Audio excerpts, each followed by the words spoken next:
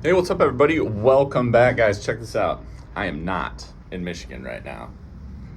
I'm actually in Austin, Texas. We are here for a wedding. I don't know if you guys knew this, but I actually used to live here for like 3 years. This is where I met my wife, and we are here for her best friend's wedding. So the girls are getting ready. I'm trying to get my phone to sit on this little stand right here, and I can't seem to get it. There we go.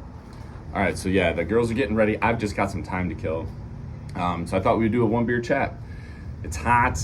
It's like 88 degrees here, which everybody here is saying is nice and cool. I guess it was over 100 for forever. I guess they haven't gotten rain here for like 100 straight days, which is just crazy.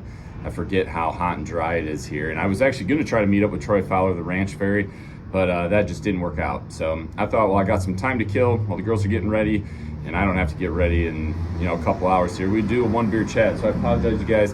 It is super busy. I could do this inside, but it's so nice when I get back to Michigan. I mean, even though it's hot, I want to soak up the sun while I can, because it's gonna be straight deer hunting weather when I get back. We've got a cold front moving through. It's gonna drop the temps. A lot of rain in the forecast the next week or so. So it'll be great deer hunting weather, but there won't be any more soaking up the sun in a tank top. So cheers, you guys, to another one beer chat.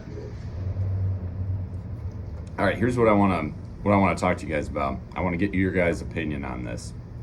I've had this conversation a couple times. It's always kind of a fun one. And that is, if you could design the perfect crossbow, what would it be? It doesn't necessarily have to be manufacturer specific. Doesn't have to be anything that's already out there. Just literally the aspects of a crossbow that are important to you. If you could package all of those things into the perfect crossbow, what would it be? It can be speed, size, price point, materials, anything like that. So just think about that for a second and write some stuff down. Put them down in the comments below, because I don't think there's the perfect crossbow out there yet. I think some are really close, but I think there's some things that manufacturers need to do. And I've said this before. And I think if they do that, or I think the first one to do that, what I, at least in my opinion, think the perfect crossbow looks like, I think they will get a leg up in the industry. So here's the perfect crossbow to me. The perfect crossbow to me, and I've used this term, maybe you guys have heard it if you've, we talked about this with Steve White when I did a podcast with him. I want the tank. I want a crossbow that is just rugged as hell. I want something that, even with a lot of issues that come from crossbows, while I do think a lot of those issues are user related and unintended a lot of times, I think these crossbow companies, they've all proven they can do the speed game. Everybody now is over 400 feet per second, and we've got ones over 500. Everybody can do that, and they can do that cheap. We've seen that. Now I want to see somebody build one that is just a rugged, just hunting machine. It doesn't have to be fast. It doesn't have to be, super teeny tiny. It needs to be rugged. So I want to see somebody out there, one of the manufacturers, build a crossbow that is, I think maybe like two versions almost. Rugged in the sense that it's got some features built in to help with some of those user errors, okay? Maybe a, loading a bolt or loading an arrow. Maybe an indicator to show when it's fully seated, because I think that's a big issue. I think even though you can take your anti-dry fire safety off, you can get an arrow not fully seated against the string, but you can get it to where you can take the safety off and you can fire it, and that can create some issues. Maybe some type of indicator there, just so you know that that thing is loaded properly. Or like with the SWAT X1, one feature that I really like on SWAT series crossbows is you have that loading lever. So some people don't like that with the barrel system, but I like it because I drop the arrow in and then I flip the lever and just gravity feeds it down in there for me. And when that lever and that mechanism retains it, and having that 360 degree enclosed barrel, that helps a lot for like the gap type of thing, or having a arrow that's not fully seated jump the string, jump under, jump over. That can't really happen with a SWAT crossbow. So I think there's some elements of like the SWAT, my favorite crossbow thus far, that is really close, but I think there's some things I would like to change. And again, I'm not trying to go brand specific, but I think that is something. I want slower speed. I don't want speed. I don't want 400 feet per second. I don't want high draw weights. I don't want a ton of stress on limbs and cables. If somebody could make me something that is durable as hell and shoots 350 to 370, perfect, absolutely perfect. And maybe do it in a couple different configurations. Like, I also don't like bows that have super high draw weights. I don't like it when a bow has to use draw weight for speed. I would rather a manufacturer do that with power stroke, not draw weight. So make two versions of this bow, of the tank. If you want the freaking tank speed demon, whatever you want to call it, do it still with a reasonable draw weight, but just make it longer. Like, if you want a fast bow, it's going to be a bigger bow. If you want something more compact, something a little bit more easy to maneuver, maybe it's the narrower profile, do that with the slow one. I just think these crossbows, they just inherent to their design. They are wound up so freaking tight. It does not take much from a user side. It does not take much from a manufacturer.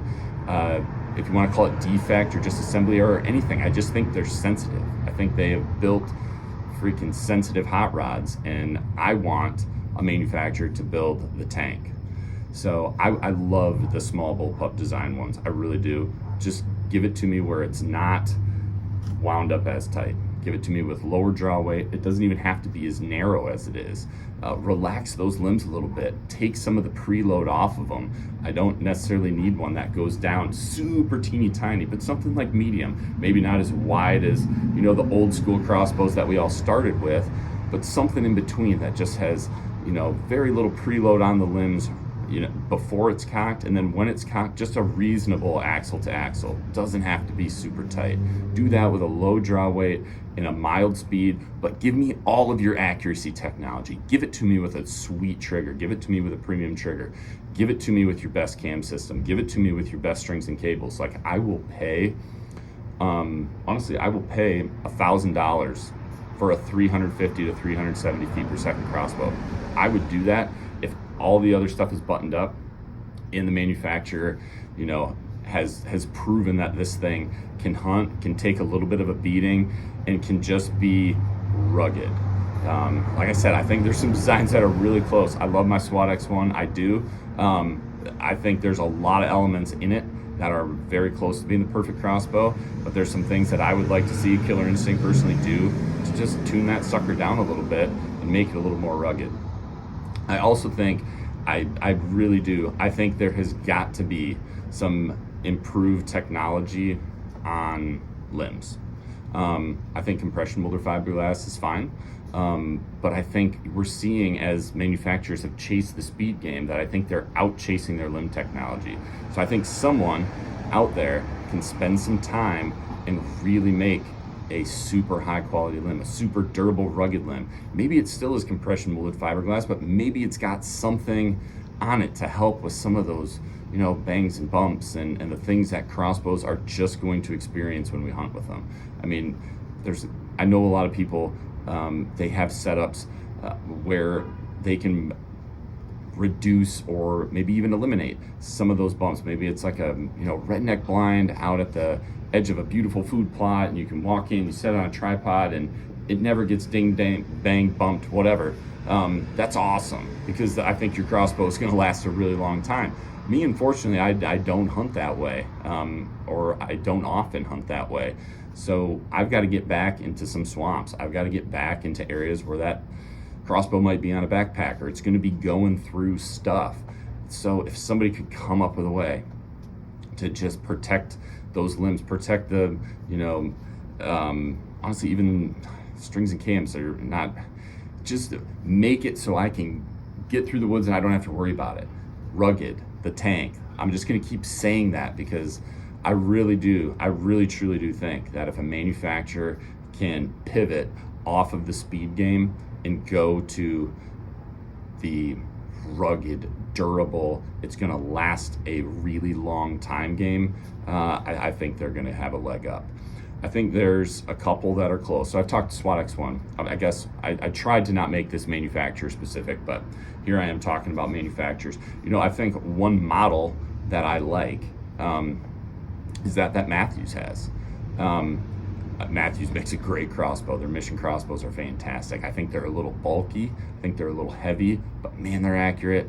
Their reliability is really good, and I like their model in that they've got two premium offerings in the Sub 1 and the Sub 1 XR, and one's a hot bow and one is a not hot bow. And I would personally, like, of that model, I would take the Sub 1. I would take the one that shoots slower, that's not wound up as tight. And I think if you guys look at some of the forums or some of the information even on the Matthews side of things, they've had way less issues, at least from what I have seen. I can't say that necessarily for a fact, but from what I have looked at on Facebook groups or forums or any of that kind of stuff, what I have seen is that the Sub 1 just inherently has less issues, and it's because it's not as hot of a bow.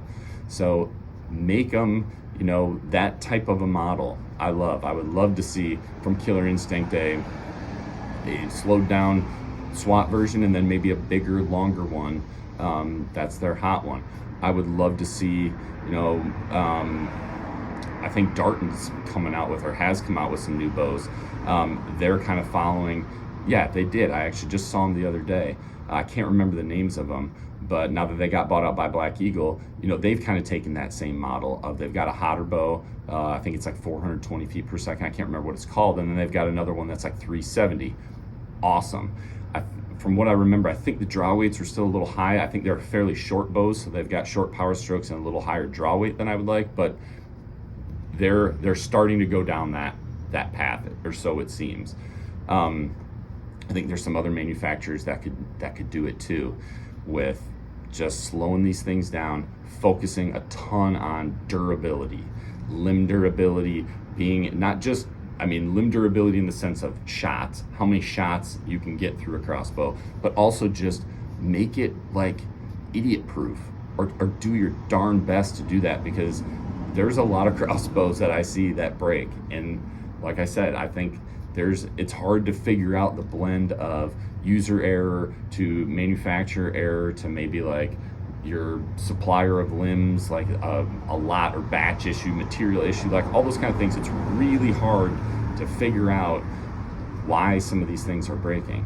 But I think, just in a nutshell, the industry in general is, I think, because all they have focused on building is hot rods. They've been focusing on building freaking ZR1 Corvettes and not building F-150s. Like, I want an F-150 or a Chevy Silverado or whatever, I don't need a freaking wound up Corvette. I need an F-150 to just be durable. I can beat on it, I can hunt with it and not have to worry about it. So tell me what you guys think. Tell me what aspects to you make the perfect crossbow. Tell me if you think there's one already out there. I think, like I said, I think manufacturers are close, but I don't think they're quite there yet. And I think the one that builds the tank, the rugged crossbow, the one that pivots and starts moving in that direction while still maintaining premium technology, not just a slow, cheap crossbow, but a premium tier crossbow that is just built to hunt, built to take a beating, built to last a really long time. I think they're gonna have a leg up in the industry. So that's what I got for you guys today. I'm gonna actually try to drop this video straight from my phone, zero editing. We'll see how that goes. So you guys will have to tell me if it works, or if something seems goofy with it. So please let me know. Also, please let me know, like I said, your thoughts. Post them down in the comments below. If you guys like this video, please do me a favor, hit that like button down below. Also, don't forget to subscribe. We'll see you guys soon on the next One Beer Chat. Take care, guys. God bless. And remember, be a sportsman, make a sportsman.